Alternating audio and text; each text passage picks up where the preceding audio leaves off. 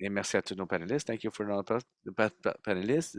Nous allons continuer avec la période de questions-réponses, mais restez assurés que le reste des questions vont être répondues à la fin du webinaire sur notre site web. Alors, première question est pour Monsieur Wallace. Je vais la copier dans le clavardage pour que tout le monde puisse le voir, malgré que la question est en français. Comment peut-on amener l'industrie de la peinture à rendre toutes leurs peintures sans cobe, particulièrement celles avec couleur? Benjamin Moore serait la seule peinture en Amérique du Nord, je présume, à être réellement sans cobe. La raison? Les couleurs utilisées pour colorer la peinture blanche sont à l'eau et sans cobe, contrairement aux concurrents qui seraient à l'huile et avec cobe. Donc, leurs communications sont véridiques pour la peinture blanche, mais elles ne disent rien concernant les colorants de la peinture. En tant que consommateur, on pense acheter un produit sans cobe, alors que ce n'est pas tout à fait le cas. Je ne suis pas une scientifique, mais comment peut-on les amener à être plus transparents et cesser de véhiculer des demi-vérités? Excellente question. euh, comme j'essaie de mentionner dans la présentation, à moins d'avoir des données, c'est impossible. Donc, il faut arrêter de se fier sur les labels de low COV, zero COV et de demander des chiffres.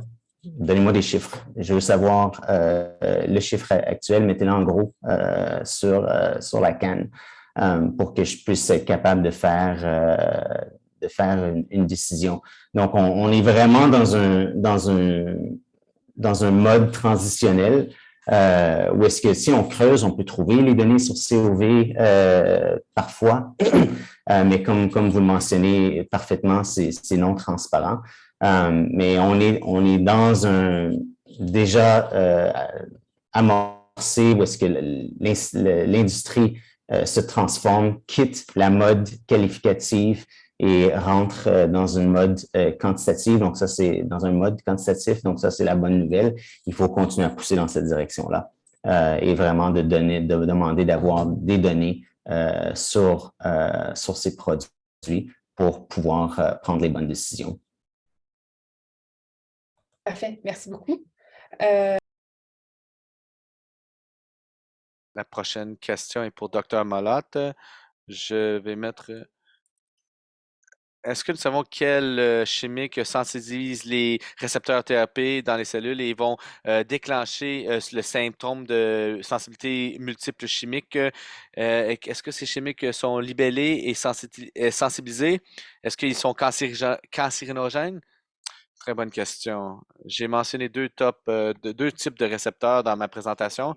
Le TRPV1 sont ceux qui ont été mieux étudiés. Mais j'ai quand même été capable de voir une liste de au-delà de 130 différents chimiques qui vient sensibiliser le TRPV1. Que ces chimiques soient responsables ou pas pour le développement ou le déclenchement de la sensibilité, c'est pas connu. Alors, ce que nous avons vraiment, c'est les études les plus proches épidémiologiques. Ce que nous voyons dans ces données, dans ces études, c'est que la majorité du temps, c'est associé avec un exposant identifié. Ça peut être un bâtiment qui a été affecté par l'eau. Ça peut être un bâtiment rénové. Alors, ce qui est difficile, c'est de vraiment identifier précisément les produits individuels. Moi, je crois personnellement que ce n'est pas un produit individuel. Nous ne vivons pas dans un monde où que tous les produits sont individuels, surtout les produits chimiques. Nous vivons dans un monde de mélange complexe et d'être exposé à répétition sur ces types de bâtiments, sur ces types de chimiques. C'est complexe et nous ne pouvons pas isoler les produits individuels qui causent une sensibilisation. Alors, c'est difficile. Merci énormément pour la réponse. La prochaine question est encore pour Monsieur Wallace. Je vais le mettre dans le chat un instant. Monsieur Wallace, est-ce que vos projets ont impliqué des bâtiments, include buildings and home heated, pour des bâtiments qui sont chauffés par le gaz et l'électricité pour vos études? Oui, pour notre recherche nos premières recherches étaient basées sur le résidentiel qui ont vraiment amené où qu'on est rendu, c'était tout résidentiel. Euh, la majorité d'entre eux avaient des composantes de gaz, que ce soit pour cuire avec le gaz ou pour réchauffer au gaz, et ainsi de suite. Le travail a évolué ou qu'il n'y a pas de gaz en tant que tel. Alors la question c'est oui, mais en même temps, la question est, il faut comprendre c'est quoi la contribution quelle est la contribution du gaz envers la qualité de l'air.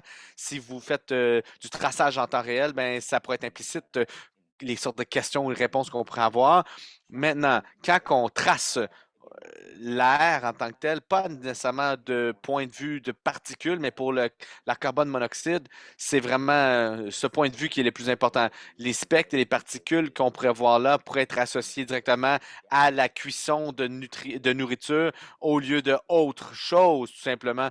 Que, euh, et, et généralement, le gaz Tesla est un gaz propre, mais il a certainement des enjeux avec les particules plus fines qui pourraient être associées directement à faire combuster du gaz, mais voilà, c'est difficile de déterminer exactement à quel point le gaz est propre.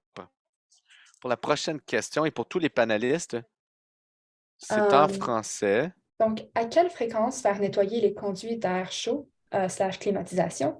Quels critères pour choisir les bons intervenants? Oui, M. Bourassa, allez-y. Dépendre du niveau d'hygiène dans l'environnement de l'air de ces pièces-là, premièrement, et quels critères choisir. On voudra au moins une entreprise qui ne va pas ajouter de biocides et de produits chimiques dans les conduits d'air qui vont ça va nous les retourner quand on va démarrer des systèmes. Alors, dans les critères, on veut vraiment des gens qui nettoient autrement qu'avec des biocides et encore une fois, un entretien adéquat pour la pièce où on vit. Voilà. Oui, je suis d'accord. Je rajouterais aussi que la méthode traditionnelle de faire, c'est de dire, bon, je le fais aux 6 mois, je le fais aux ans et tout. Mais l'approche qu'on préconise et surtout qu'on fait sous Reset, c'est de dire selon les données. Donc, la qualité de l'air est mesurée en temps réel 24 sur 24 et donc on nettoie le conduit lorsqu'on voit dans les données qu'il y a un problème.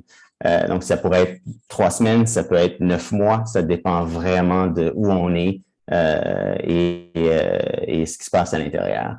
Et si je peux me permettre, la mesure est ici une mesure de comparaison d'une époque par rapport à une autre époque et non pas par rapport à la santé, comme on l'a dit, ça varie énormément d'une personne à l'autre, la sensibilité aux différents polluants. Et malheureusement, ben, l'effet synergique dont il était question dans l'autre question, ben, ce n'est pas étudié parce qu'il n'y a personne qui a de bénéfice à faire ressortir ces choses-là. Alors, on est tout le temps dans la question qui a un intérêt financier pour pousser quelle étude et dans les effets synergiques, qui a un intérêt pour le faire, sinon l'État. Et malheureusement, ben, nos élus ont peu de sensibilité par rapport aux choses du bâtiment en général et encore plus la santé du bâtiment. Donc, c'est pas il y aurait un principe de précaution, à mon sens, qui devrait absolument s'appliquer dans des situations de produits chimiques de notre environnement. Voilà. Merci beaucoup pour vos réponses qui sont très éclairantes. Nous avons plusieurs autres questions, comme Amélie le mentionnait. Toutes ces questions vont pouvoir être compilées à l'intérieur d'un document questions-réponses à laquelle les panélistes vont pouvoir donner leurs réponses et sera rendu disponible ensuite sur le site de l'Association pour la santé environnementale.